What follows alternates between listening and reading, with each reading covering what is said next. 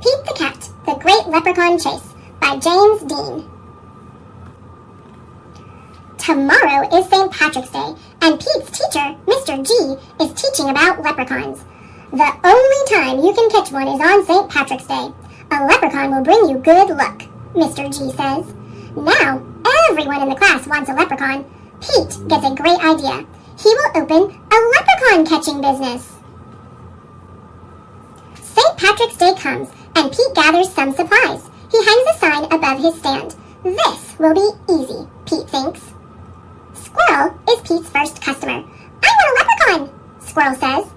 I need good luck for my test. Cool, I'm on it, says Pete. Pete has a plan. He will follow a rainbow until he finds a leprechaun. Finally, Pete arrives at the end of the rainbow and finds Clover the leprechaun next to a pot of gold. Pete sneaks up behind Clover. Swoosh!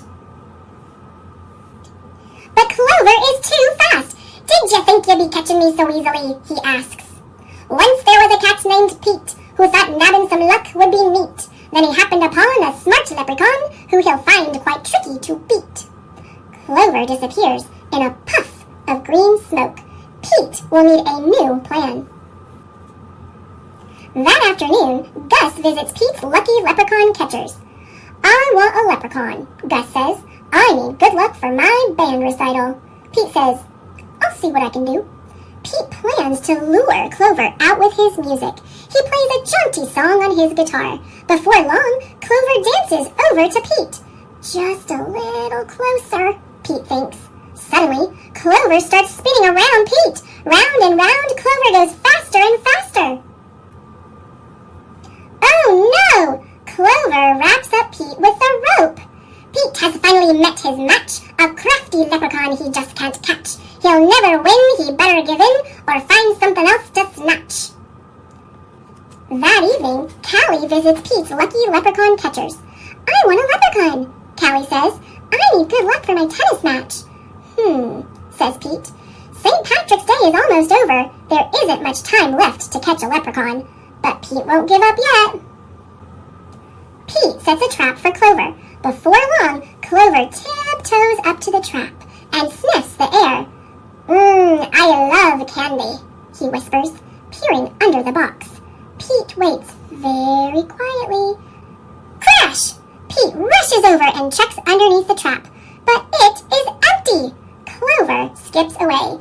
Pete has tried many a plot, but still I haven't been caught. And isn't it dandy, I even got candy, while Pete ends up with squat.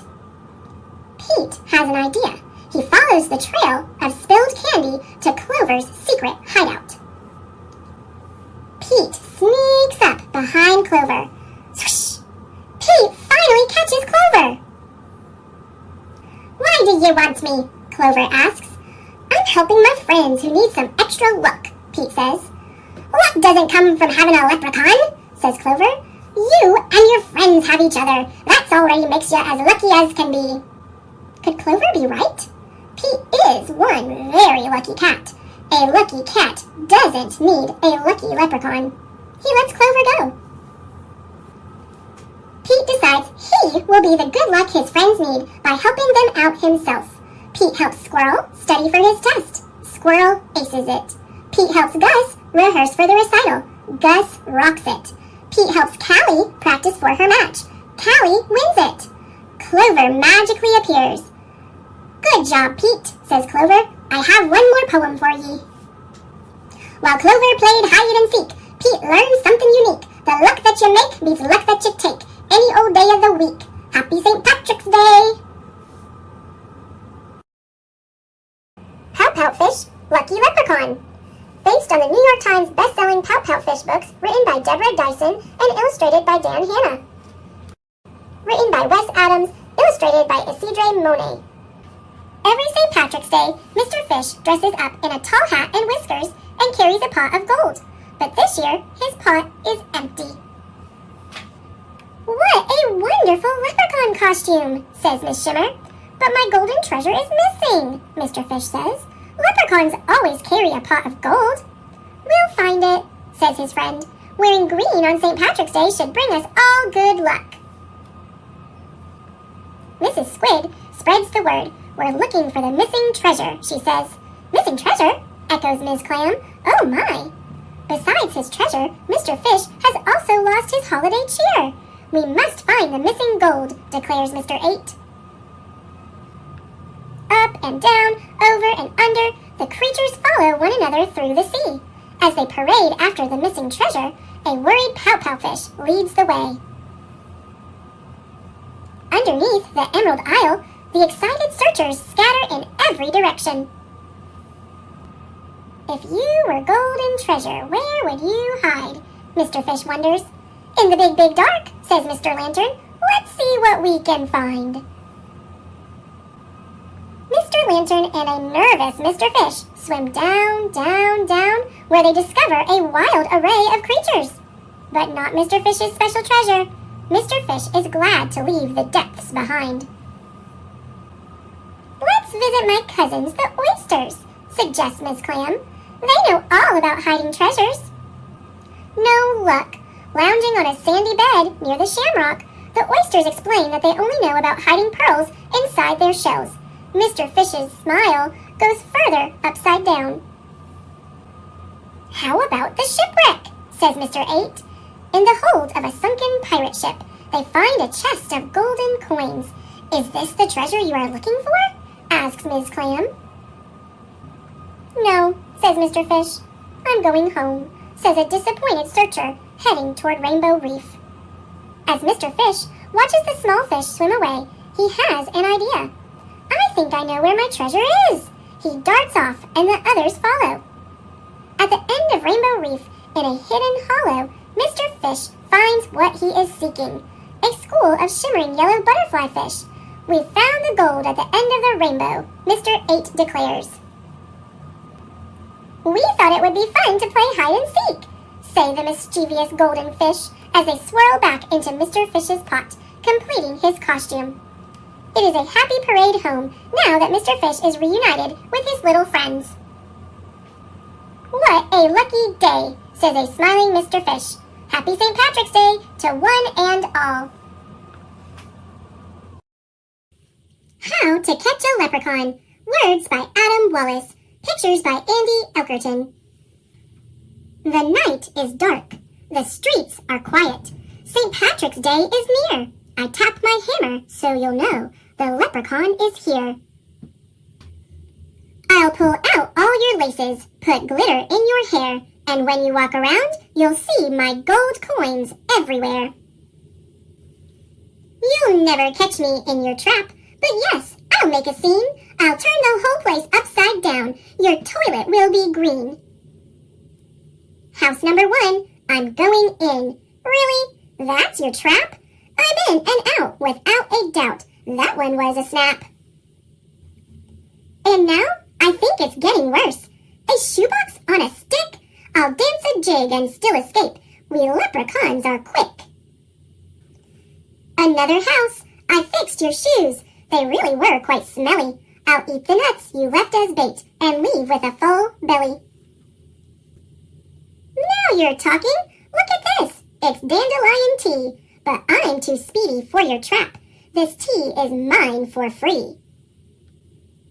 I know you want my pot of gold. That iron cage was clever. But I've been alive 200 years. You won't catch me, ever. Now you're getting fancy. But I'll escape with twinkle toes. It's a fancy-pantsy dancy.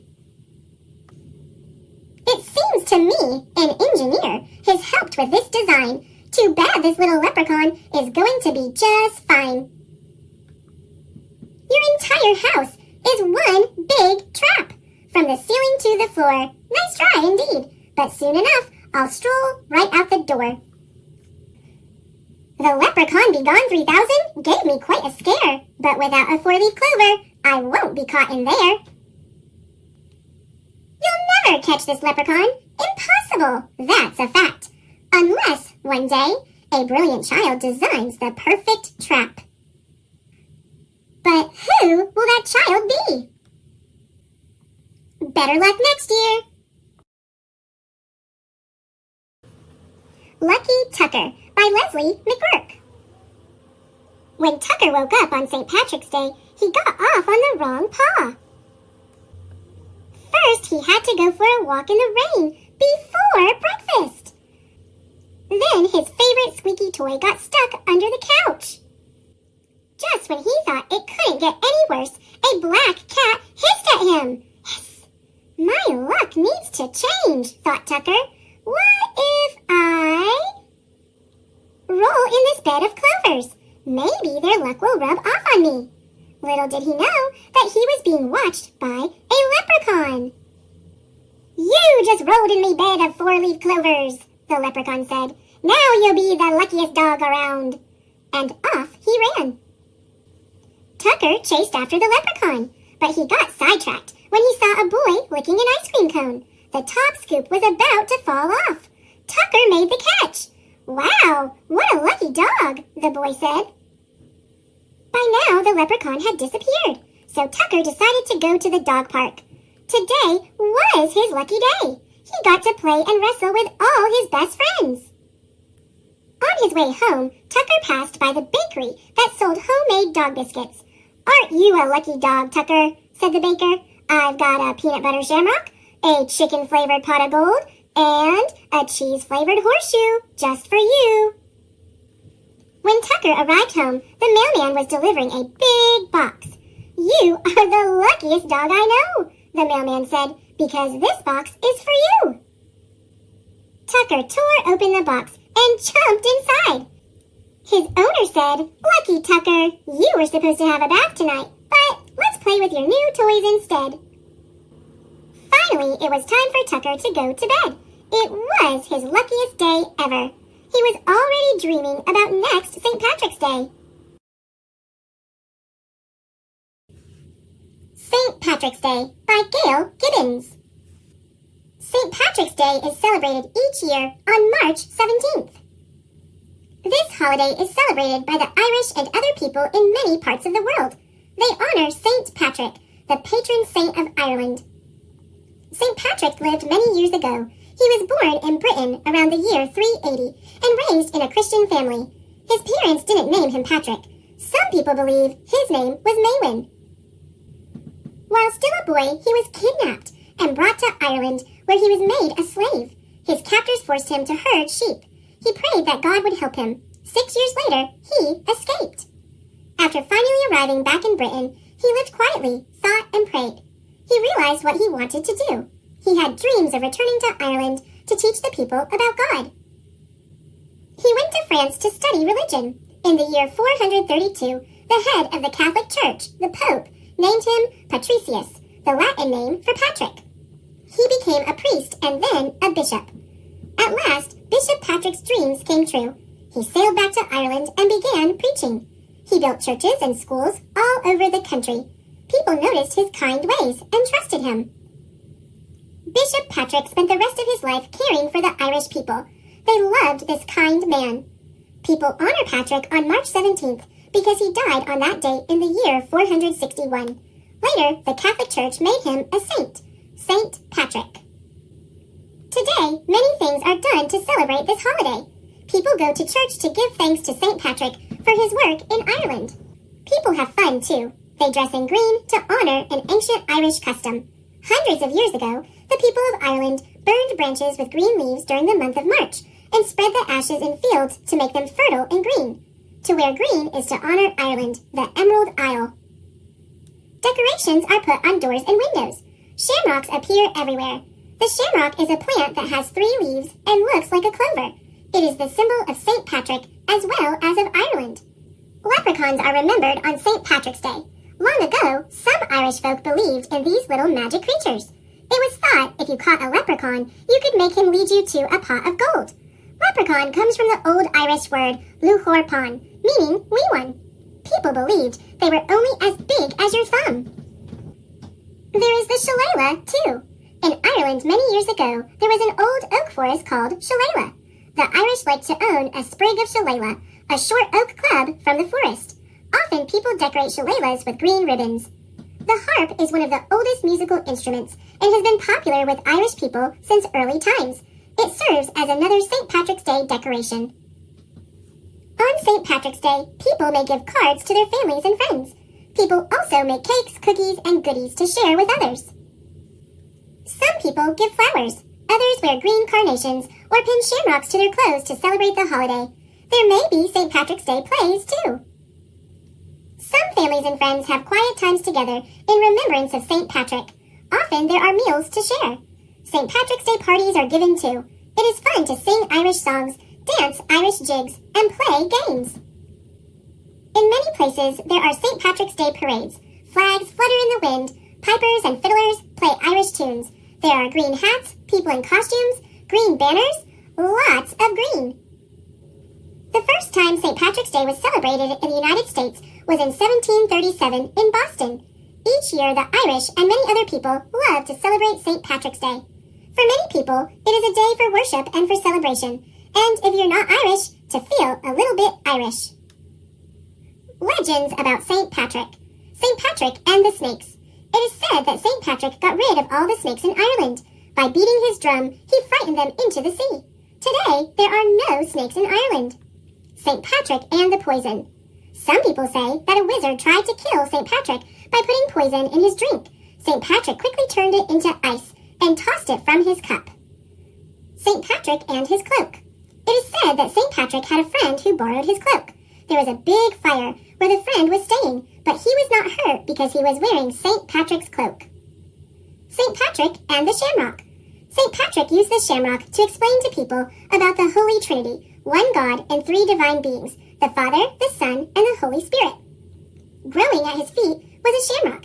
He used this plant to explain three in one stem with three leaves. St. Patrick and the fish. Another legend is that each year on March 17th, fish rise from the sea. They pass before St. Patrick's altar in Ireland and then disappear back into the sea. St. Patrick and the sunset. It is said that the sun didn't set when St. Patrick died and that it shone in the sky for 12 days and nights. 10 Lucky Leprechauns by Catherine Healing and Deborah Hembrook. Illustrated by Jay Johnson. The woods are full of leprechauns and treasures to uncover. Fiddle-dee-fizz, there's magic there is when leprechauns find each other. One leprechaun hears a nosy wee elf who's playing a squawky kazoo. Fiddle-dee-fizz, 'tis magic it is. It's leprechaun number 2. 2 leprechauns find a busy wee elf who's painting an orange spotted tree. Fiddle-dee-fizz, 'tis magic it is. It's leprechaun number 3. 3 leprechauns spy a nimble wee elf who romps on the green forest floor. Fiddle-dee-fizz, 'tis magic it is. It's leprechaun number 4. 4 leprechauns see a silly wee elf who splats in a belly flop dive. Fiddle-dee-fizz, 'tis magic it is. It's leprechaun number 5. 5 little leprechauns watch a jolly wee elf who's practicing juggling tricks. Fiddle-dee-fizz, 'tis magic it is. It's leprechaun number 6. 6 leprechauns spot a speedy wee elf who zooms by. Engines are revving. Fiddle-dee-fizz, 'tis magic it is. It's leprechaun number 7. 7 leprechauns glimpse a lively wee elf who's bouncing on the old gate. Fiddle-dee-fizz, 'tis magic it is. It's leprechaun number 8. 8 leprechauns view a frisky wee elf who's zipping through the trees on a vine. Fiddle-dee-fizz, 'tis magic it is. It's leprechaun number 9. 9 leprechauns meet a clever wee elf who's hunting for treasure and then. Fiddle-dee-fizz, 'tis magic it is. It's leprechaun number 10. 10 leprechauns find a big pot of gold at the place where the bright rainbow ends. But fiddle-dee-fizz, the true magic is finding 10 lucky leprechaun friends. The Leprechaun in the Basement by Kathy Tucker. Illustrations by John Sanford. O'Leary was a leprechaun. A long time ago, he had come from Ireland, stowed in a trunk. Now he lived in the basement of a house in Chicago. He led a quiet life. Sometimes he read the newspapers in the recycling bin. Most of the time, he just sat by his pot of gold coins, polishing them. He loved his gold. Still, once in a while, He felt a little bored. He thought that when he lived in Ireland, he used to do something else, but he couldn't remember what. Perhaps I'm just getting old, he would say to himself, for although leprechauns never die, they do get older. Michael McKeever was the boy who lived in that house, though he didn't know O'Leary was there. It was St. Patrick's Day. That meant it was almost spring, almost time for baseball season to begin. Michael pulled his last year's baseball shoes from under the bed. He tried them on. His big toes jammed against the ends. The soles had begun to peel away. Michael's heart sank. He couldn't play ball in these shoes, but how could he ask his mom and dad for new ones? For the McKeevers were down on their luck. Michael's dad had lost his job at the computer company, and Michael's mom said they had to make do. Every day, Mr. McKeever searched for another job. At night, he came home looking sad and punked himself in front of the TV. He never said, "Hey, Mike, let's go out and throw a few," the way he used to. "Michael," his mother called, "could you get my big pot? It's in the basement by the recycling bin." "Sure, Mom." His mother was making her special St. Patrick's Day dinner, corned beef with potatoes and cabbage. She said it might lift his dad's spirits. Michael trudged down into the basement. As he neared the washing machine, he heard a strange noise. Someone was singing. "When Irish eyes are smiling, sure it's like a morning spring. In the lilt of Irish laughter, you can hear the angels sing." Michael peeked around the furnace. There, in the recycling bin, was a tiny old man. He jumped up and stared at Michael. Michael blinked. The little man looked exactly like the pictures of the wee folk he'd seen in a book about Ireland. "Are you a leprechaun?" he asked. O'Leary scowled. He had a bit of a temper. "Well, I'm not from outer space." Michael pointed to a bowl with something sparkling in it. "What's that?" he asked. "My gold, of course." "Michael, I'm waiting," his mother called. "Coming, Ma." Michael grabbed his mother's pot. "I'll be back," he whispered to the leprechaun. "I was afraid of that," muttered O'Leary, because suddenly he knew his life would never be the same again. At supper, Michael's dad just picked at his corned beef and cabbage. Michael could hardly eat either. He couldn't wait to talk to the leprechaun again. But after the dishes were washed, his father went down to the basement to check on the hot water tank, and there was no chance. In bed, Michael couldn't sleep. A leprechaun with a pot of gold! Why, that gold could buy all sorts of things. The hot water tank wasn't working right, his mom's bike was broken, and he needed baseball shoes. He had to have new baseball shoes. A leprechaun in the basement?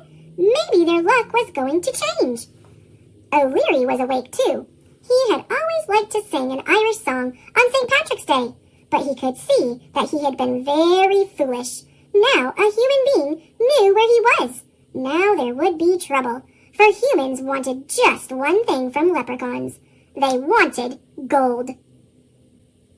The next day, Michael raced home from school. His folks weren't home yet, so the coast was clear. The leprechaun was waiting. "Listen," said Michael, "my dad lost his job, and the hot water tank isn't working, and my mom's bike is broken, and I need baseball shoes." He held out his old shoes. "'Tis a pity," said O'Leary, "but what can I do?" "You could give us some gold." O'Leary sighed. "Could you give up playing baseball?" Michael shook his head. "No way! I love baseball." "Ah, you're a smart lad. Then you understand why leprechauns cannot give up their gold." "But that doesn't make sense. You have so much." "Some things don't make sense," said O'Leary, "and still they are true." "Leprechauns are supposed to be lucky," Michael protested. "I don't know about luck," said O'Leary, his voice rising, "but you're not getting one gold coin." "You're a selfish leprechaun," Michael said angrily. O'Leary stomped his foot. "And you are a greedy human being." Michael stalked upstairs. His father was coming in the door. "Dad, why are we so unlucky?" he blurted out. He wasn't supposed to worry his father, but he couldn't help it. He almost felt like crying. His father stared at him. "I guess you must think you are unlucky with such a gloomy dad." He put his arm around his son. "Listen, when I woke up today, I had the strongest feeling our luck is going to change. It doesn't make sense, but it's true. I know we McKeevers are going to be okay. Now, let's go out and throw a few." Like magic, Michael's spirits lifted. He ran to get his ball. That night in bed, Michael thought about what the leprechaun had said. He didn't want to be a greedy human being. He would make do. Maybe he could tape up the soles, and he reached under the bed for his shoes. Then he remembered he had left them in the basement. In the basement, O'Leary paced back and forth. Was he a selfish leprechaun? He stared at the baseball shoes. The stitching was poorly done. The soles were made of the cheapest leather. He looked for the shoemaker's name, but there was only a tag too worn to read. Sure and begorra, I could have made a better shoe myself, he thought. Why, I was the best cobbler in County Cork. And that was how O'Leary remembered what he used to do in Ireland. The next morning, when Michael McKeever stretched in bed, he felt something heavy on his legs. He sat up. There, on the blanket, was the most beautiful pair of baseball shoes he had ever seen. They were green, with excellent thick soles and good gripping spikes. On the toes were tiny gold shamrocks. And of course, they were very lucky. The Leprechaun Under the Bed by Teresa Bateman, illustrated by Paul Measle. Brian O'Shea enjoyed his privacy. A leprechaun can be alone without being lonely, he liked to say. Indeed, he would know, for he made a snug home beneath the ground in an out-of-the-way spot. But time went on. Big, tall human people moved nearer and nearer, until one day a man named Sean MacDonald started building a stone cottage right overhead. Brian tried leprechaun magic to stop Sean. He made Sean see headless ghosts and even a banshee rising from the foundation stones of his new cottage. But his plan backfired. It's just like my sainted mother always told me, Sean declared in delight. The land of Ireland is full of magic and surprises.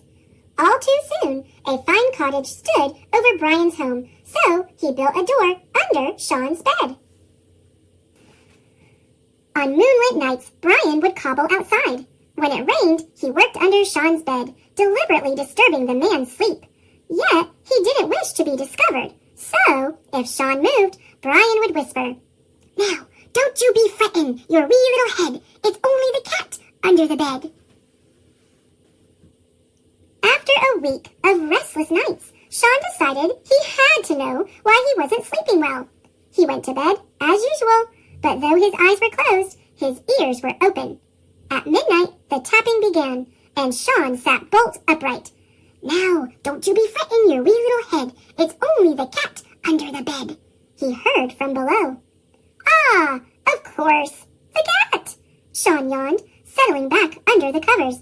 Then his eyes flew open. "I don't have a cat," he thought, "and even if I did, who ever heard of a talking cat?"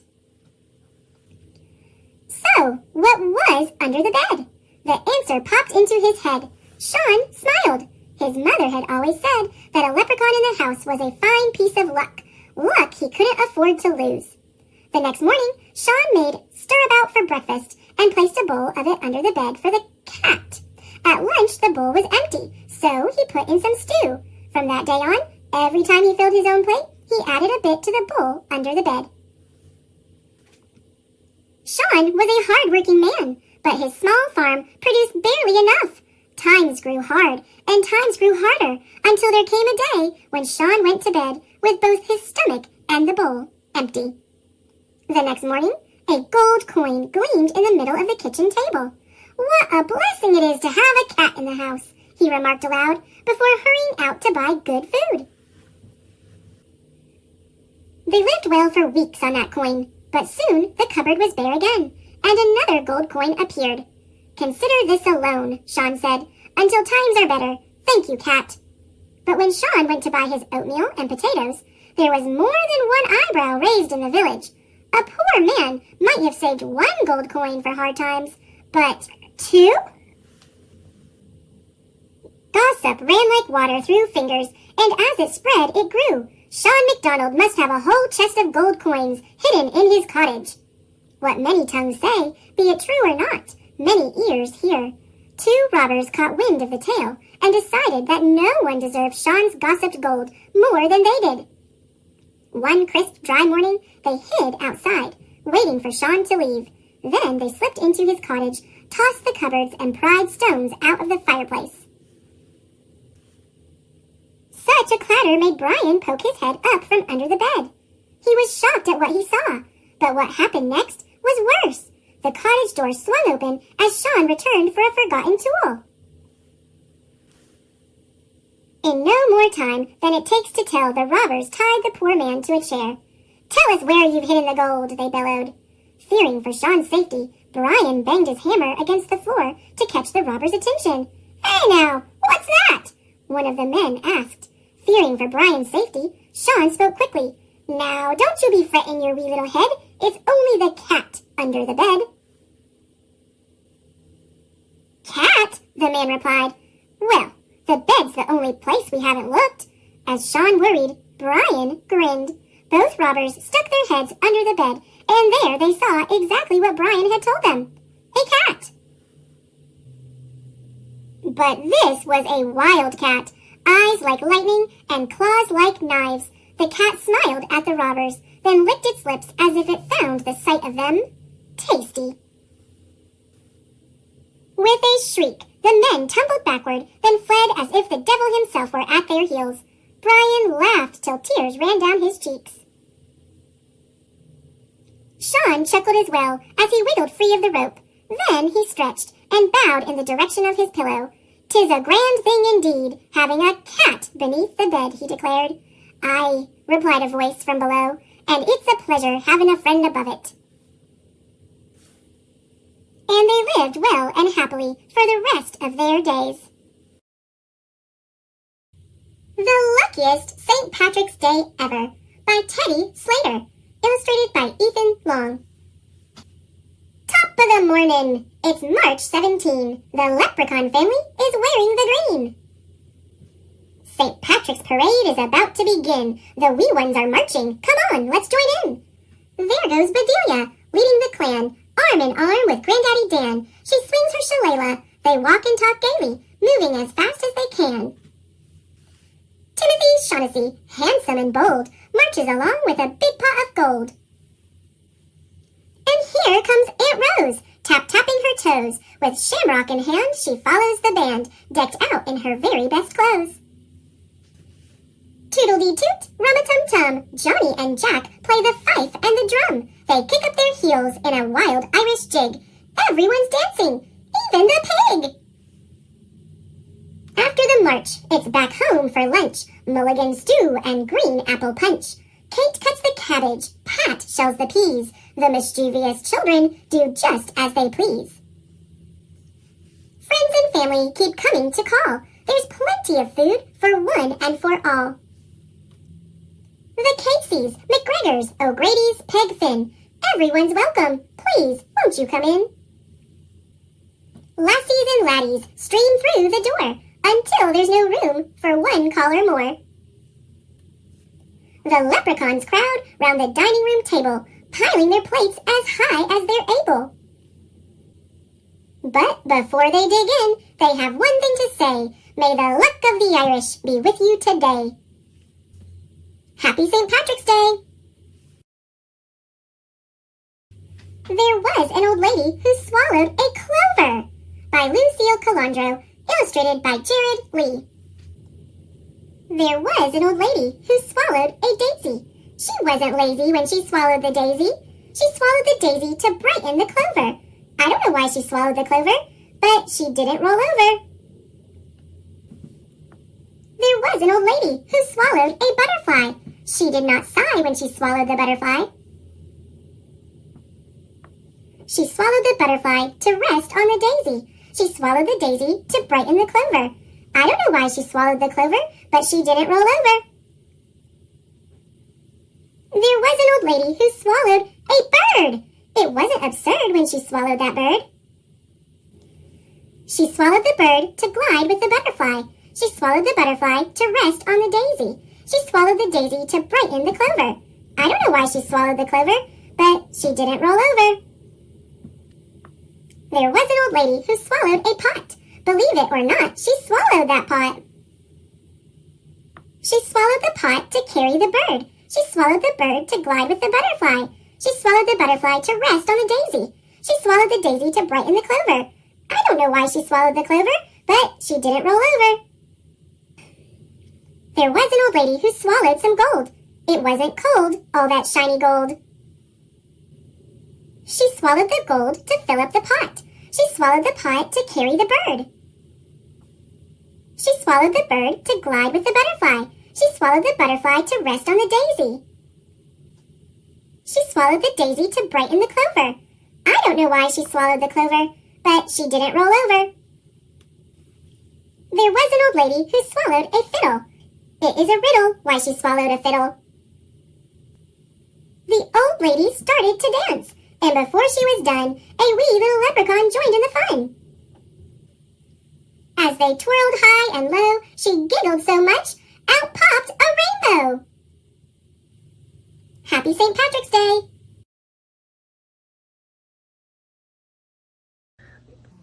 Thanks for watching! Click subscribe!